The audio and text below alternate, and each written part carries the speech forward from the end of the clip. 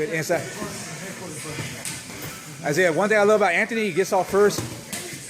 Your guy gets off first. Your guy's busy.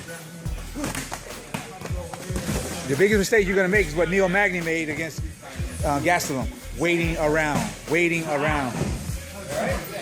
So 2 things to take away from my opening coaching to Isaiah, who is in the yellow shorts and black shirt, is Anthony is the right guy for him.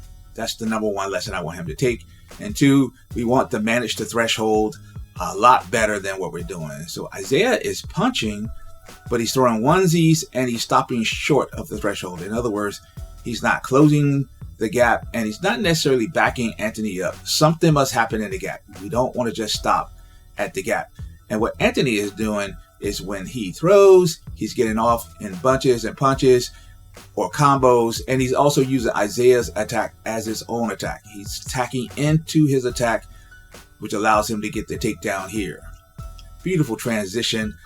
And a lot of times people forget that you don't have to throw all the strikes in a situation to get to the next range or position that you want. You can also use your opponent's attacks. Let's check out another situation.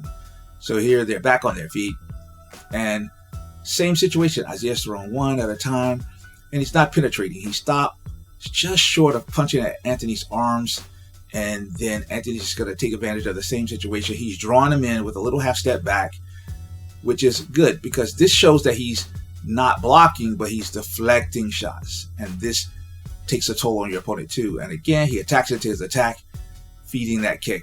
Let's check it out one more time.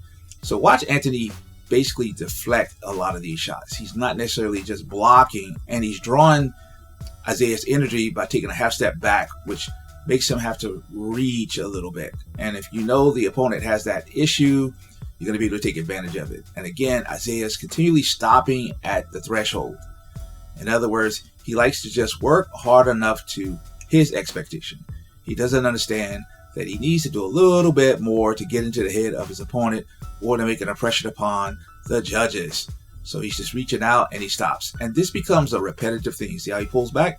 It's a repetitive thing. And if your opponent sees it, they can use it. And I watch Anthony attack into his attack because Isaiah has a stopping point. And so Anthony just goes all the way through to that stopping point. And let's check it out one more time in real fight time.